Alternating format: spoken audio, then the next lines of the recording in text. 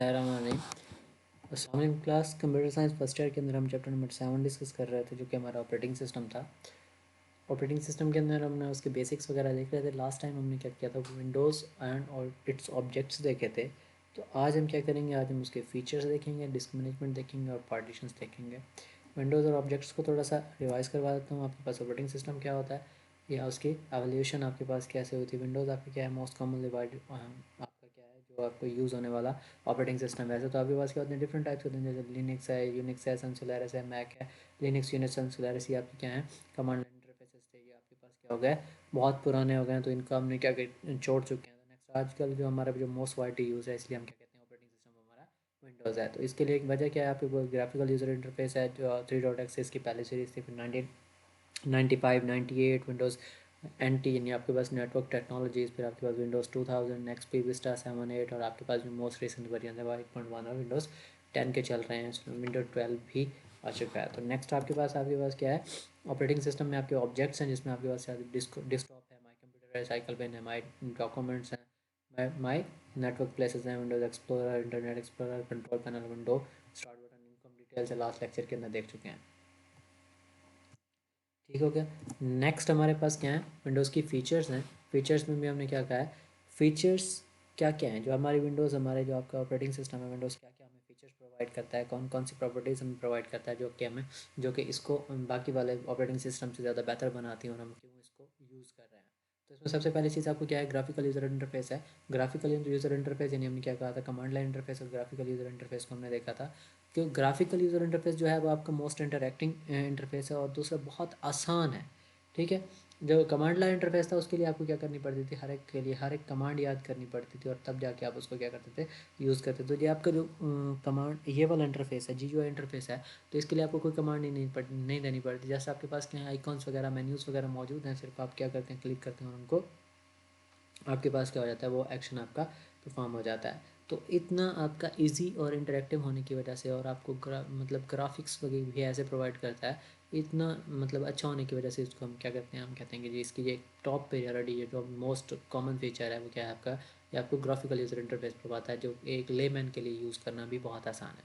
Next आपके पास क्या है, मल्टीटास्किंग फैसिलिटी आपके पास, इसके अंदर जो प्रोसेसर्स वगैरह लगे हुए हैं, आप उसके ऊपर क्या कर सकते हैं, मल्टीपल टास्किंग कर सकते हैं। लाइक मैंने क्या कर दिया, एक साइड पे आप अगर यूँ कहूँ तो मैंने एक पावर पॉइंट स्लाइड खोली हुई है, साथ में मैंने रिकॉर्डर ऑन किया हुआ है। इसी तरह मैं अगर कोई ब्राउज़र ऑन कर लेता हूँ या मैं कोई वीडियो चला लेता हूँ, यानी मल्टीपल टास्क मैं क्या कर सकता हूँ, सेम टाइम पे परफॉर्म करवा सकता हूँ। तो ये चीज़ क्या है इसकी, मतलब एक बहुत बड़ी फैसिलिटी है कि आपको ये ऑपरेटिंग सिस्टम अलाउ करता है कि आप 5-10 टास्क क्या करवा सकें, एट अ टाइम एग्जीक्यूट करवा सकें। नेक्स्ट है आपके पास क्या मौजूद है, मल्टी यूज़र, यानी आपका क्या है ये जो आपका क्या नाम है ऑपरेटिंग सिस्टम है, ये आपका मल्टी यूज़र ऑपरेटिंग सिस्टम है। यानी इसके अंदर आप मल्टी यूज़र्स, डिफरेंट यूज़र्स भी क्या कर सकते हैं, इसको शेयर कर सकते हैं इंटरनेट से। ये एक नेटवर्क बना के आप क्या कर सकते हैं, इस सेम प्रोसेसर को क्या कर सकते हैं, ये सेम प्रोसेसर या LCD को, सेम प्रोसेसर्स को बेसिकली आप क्या कर सकते हैं, डिफरेंट जगहों से उसको कनेक्ट करवा सकते हैं या उसको मल्टीपल यूज़र्स मिलकर वो करवा सकते हैं। लाइक मैं अगर क्या करूँ, इसी प्रोसेसर के साथ मैं एक और क्या LCD वगैरह इजेक्ट करवा दूँ, और LCD इजेक्ट करवाने के बाद वो आपका डिस्प्ले उसके ऊपर मॉनिटर करवा दूँ, और साथ में मैं क्या करूँ, मतलब आप क्या कर सकते हैं, मल्टी यूज़र्स इंटरेक्शन हो जाएगी उसके अंदर। यानी कि अगर मैं उसके साथ अगर कोई दूसरा वो साथ में कीबोर्ड वगैरह अटैच करवा दूँ, या इस तरह से आपके पास क्या होगा, 2-3 यूज़र्स आपके साथ साथ यूज़ करना स्टार्ट कर देंगे। नेक्स्ट आपके पास क्या होगा, मल्टी प्रोसेसिंग में आपसे मुराद ये होता है कि आपके प्रोसेसर क्या होते हैं इसके अंदर ज़्यादा होते हैं। यानी आप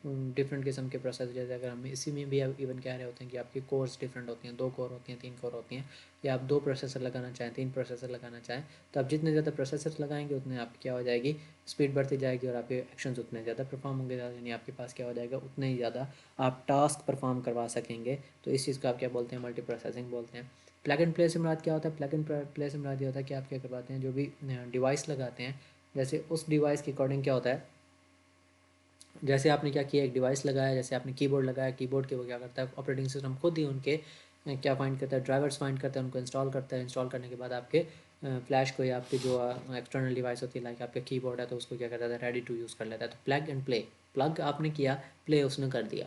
तो इस तरह से आपको कोई पहले मतलब अगर आप एक वो यूज़ करना चाहते हैं, एक साउंड कार्ड यूज़ करना चाहते हैं या एक आप फ्लैश यूज़ करना चाहते हैं, तो उसके लिए आपको एक्सटर्नल से खुद से हार्ड ड्राइवर्स वगैरह इंस्टॉल नहीं करने पड़ते, वो खुद ही फाइंड करके उसके अकॉर्डिंग ड्राइवर्स जो चाहिए होते हैं वो खुद ही इंस्टॉल कर लेता है। और आपको एक छोटा सा पॉपअप मैसेज आपके लिए आता है कि आपके your device is ready to use, कि आप उसको क्या कर सकते हैं, यूज़ कर सकते हैं, बिकॉज के उसके जो ड्राइवर्स वगैरह चाहिए थे वो क्या हो चुके हैं, इंस्टॉल हो चुके हैं। नेक्स्ट आपके पास क्या होता है, बैकअप एंड रिकवरी, यानी आपको फैसिलिटी प्रोवाइड कर सकता है कि आप फैसिलिटी प्रोवाइड करता है कि आप क्या कर सकें, बैकअप करवा सकें अपने डाटा को, यानी आपका डाटा को अगर मतलब लॉस्ट हो गया है, आप उसको बैकअप करवा लें या उसको रिकवर वगैरह करवा लें, तो इसकी भी फैसिलिटी आपको प्रोवाइड करता है। दूसरी आपके पास क्या होती है, नेटवर्किंग के बारे में हम दूसरे चैप्टर के अंदर डिटेल से देख चुके हैं। नेटवर्किंग का मतलब क्या होता है कि आपके पास जब दो या दो से ज़्यादा कंप्यूटर्स आपस में क्या होते हैं, इंटरेक्ट हो जाते हैं, तो इसका इस चीज़ को हम क्या बोलते हैं, नेटवर्किंग बोलते हैं। तो ये आपके पास क्या, नेटवर्किंग आपकी कैसी फैसिलिटी होती है, जब दो या दो से ज़्यादा या तीन ज़्यादा आपके कंप्यूटर्स आपस में ज्वाइन हो जाते हैं, मिल जाते हैं, तो आपके पास क्या बनता है, नेटवर्क बनता है। तो ये भी आपको ऑपरेटिंग सिस्टम आपको नेटवर्किंग की फैसिलिटी प्रोवाइड करता है कि आप दो या दो से ज़्यादा कंप्यूटर्स आपस में ज्वाइन करवा लें। नेक्स्ट हमारे पास क्या है, डिस्क मैनेजमेंट से मुराद क्या होता है, डिस्क मैनेजमेंट से मुराद ये होता है, डिस्क होती क्या है, आपके कंप्यूटर के अंदर मौजूद, आपके कंप्यूटर के अंदर मौजूद जो हार्ड डिस्क है उसको बेसिकली हम क्या बोलते हैं, डिस्क मैनेजमेंट बोलते हैं। Disk and files at computer manage by operating system, आपकी जो डिस्क होती है, आपकी जो फाइल्स होती हैं वो ऑपरेटिंग सिस्टम मैनेज करता है, और Windows operating system does have very strong features to manage them, यानी आपके पास क्या होते हैं, विंडोज़ में ऑपरेटिंग सिस्टम के अंदर क्या है, बहुत सारी अच्छी फैसिलिटीज़ हैं कि उससे क्या कर सकता है, वो डिस्क को मैनेज कर सकता है, बहुत सारी अच्छी फीचर्स हैं जिसके थ्रू वो क्या कर सकता है, डिस्क को एफिशिएंटली मैनेज कर सकता है। डिस्क के लिए बेसिकली आपके पास क्या होती है, डिस्क के लिए आपके पास बेसिकली पार्टीशंस बनी होती हैं। पार्टीशन क्या होती है, disk partition, it is a logical division of hard disk, यानी आप अपनी हार्ड डिस्क को क्या करते हैं, लॉजिकली डिवाइड कर लेते हैं डिफरेंट पार्ट्स के अंदर। जैसे हम क्या बनाते हैं, ड्राइव्स बनाते हैं, तो उन ड्राइव्स में बनाना उसको या उसकी पार्टीशंस करना, ये आपका क्या कहलाता है, पार्टीशन कहलाता है। और इसकी आपकी दो बेसिक पार्टीशन होती हैं, एक आपकी प्राइमरी पार्टीशन होती है और एक आपकी एक्सटेंडेड पार्टीशन होती है। जो प्राइमरी पार्टीशन होती है वो जो आपकी सी लैंग्वेज के अंदर आपका जो पहले मतलब विंडोज़ फाइल्स यहाँ पे पड़ी होती हैं, ऑपरेटिंग सिस्टम पड़ा होता है, वो आपको वो खुद से बना के रख लेता है, तो इस चीज़ को आप क्या कहते हैं, ये आपकी प्राइमरी पार्टीशन होती है। जबकि एक्सटेंडेड पार्टीशंस वो होती हैं जो आपकी क्या होती हैं, फर्दर उनको आप क्या कर लेते हैं, डिवाइड कर लेते हैं। यहाँ से अगर मैं आपको थोड़ा सा इस चीज़ को दिखाना चाहूँ, तो अगर आप यहाँ पे वो करें डिस्क मैनेजमेंट, तो यहाँ पे आपके पास disk create and format hard partitions, तो आपके पास क्या हो जाएगा, ये छोटी सी ये खुल के आ गई है कि ये अब देखें यहाँ पे जो ऑपरेटिंग सिस्टम, ये ओ एस का मतलब क्या है, ऑपरेटिंग सिस्टम। ऊपर आकर देखें तो यहाँ पे क्या लिखा हुआ है, डिस्क मैनेजमेंट, यहाँ पे क्या लिखा हुआ है, ऑपरेटिंग सिस्टम। अब इस ऑपरेटिंग सिस्टम का ये आपकी जो ये ड्राइव है, ये बेसिकली आपकी ड्राइव क्या है, आपकी प्राइमरी पार्टीशन है। जबकि ये माई बिलोंगिंग्स वर्क और ये इस तरह की आपके पास ये वाली जो बाकी ड्राइव्स मेरी बनी हुई हैं, ये हमारी क्या है, ये हमारी ये आपकी रिकवरी पार्टीशन समझ लें, या आपके पास क्या है, ये आपकी एक्सटेंडेड पार्टीशंस का पार्ट है। तो ये आपकी जो प्राइमरी पार्टीशन है और ये बाकी आपकी एक्सटेंडेड हैं। तो इस चीज़ को देखें, प्राइमरी पार्टीशन में उसने ये अनएलोकेटेड वगैरह ये जो दे रखी हैं, तो इस चीज़ को आप क्या बोलते हैं, ये हमारी पार्टीशंस है। तो ये बेसिक पार्टीशंस हो जाती हैं और ये आपकी क्या हो जाती हैं, आपकी मतलब समझ लें कि आपकी एक्सटेंडेड पार्टीशंस होती हैं। लॉजिकली हम इसको क्या कर लेते हैं, ई एफ डी वगैरह के अंदर डिवाइड कर लेते हैं। तो नेक्स्ट आपके पास क्या होता है, इनको हम क्या बोलते हैं, एक्सटेंडेड पार्टीशंस बोलते हैं। अब डिस्क मैनेजमेंट यूटिलिटीज़ क्या होती है, ये आपकी डिस्क मैनेजमेंट यूटिलिटी से मुराद क्या होता है, provides a graphical user interface for the user to view and perform maintenance of hard drives. अब देखिए ये आपके लिए क्या है, ये आपके लिए ये आपका जो ये टूल है, ये आपका डिस्क मैनेजमेंट यूटिलिटी है बेसिकली। ये आपको क्या कर रहा है, एक छोटा सा सिंपल सा ये इंटरफेस प्रोवाइड कर सकता है, जिसके अंदर आप देख सकते हैं, कोई एक्शन आपने करना है तो व्यू कर सकते हैं, ठीक है। तो इसको कस्टमाइज़ कर सकते हैं। जैसे देखें, अगर मैं छोटी सी अगर आपको इसकी बात बताऊं, तो आप इसके ऊपर कोई भी काम वगैरह परफॉर्म करवाना चाहें, जैसे अगर मैं इसको क्या करना चाहता हूँ, मज़ीद पार्टीशंस बनाना चाहता हूँ, इसके लिए मैं इसको श्रिंक वॉल्यूम कर दिया, तो ये थोड़ी देर बाद आप देखें, ये आपको ये साइज़ दे रहा है कि आप इसके अंदर कोई भी क्या करवा सकते हैं, परफॉर्म करवा सकते हैं, यानी आप इसका साइज़ चेंज करके आप नई एक पार्टीशन बनवा लें। तो ये चीज़ आपके पास क्या है, ये यूटिलिटी आपके लिए है। यूटिलिटी सॉफ्टवेयर आपको बता रहा है कि आप इसके ऊपर कोई भी मतलब आपका ग्राफिकल जी इंटरफेस है, आप कोई भी एक्शंस यहाँ पे परफॉर्म करवा सकते हैं। अब यहाँ पे एक छोटी सी बात और भी देखने की है, देखें यहाँ पे जो आपके पास ये आपका सी के अंदर जो ड्राइव पड़ा हुआ है, डाटा पड़ा हुआ है, वो तकरीबन वो कहता है कि आपकी इसकी जो है साइज़ 254.32 GB, ये आपका अवेलेबल साइज़ है। बट यहाँ पे आपके पास क्या कहता है श्रिंक स्पेस से मुराद ये होता है कि आप कोई और अगर अगर मतलब वो करना चाहते हैं, स्पेस बनाना चाहते हैं, उस स्पेस के अंदर, उस स्पेस के लिए आपके पास क्या है 22,863 MB से मुराद तकरीबन आपका क्या होगा 1024 होते हैं 1 GB के अंदर। तो आपके पास क्या है तकरीबन तकरीबन 25 24 25 GB आपका क्या हो सकता है इसकी ड्राइव बन सकती है।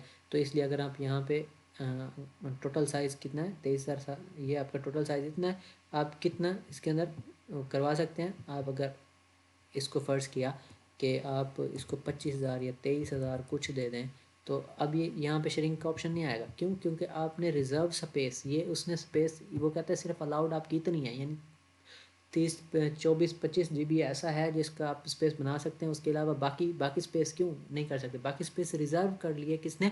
प्राइमरी पार्टीशन ने, कि वो उसकी मतलब उसके बेसिक ऑपरेटिंग सिस्टम की ही रिज़र्व है, तो वो क्या कर सकेगा? सिर्फ वही यूज़ करेगा, तो हम उसकी पार्टीशन नहीं बना सकते।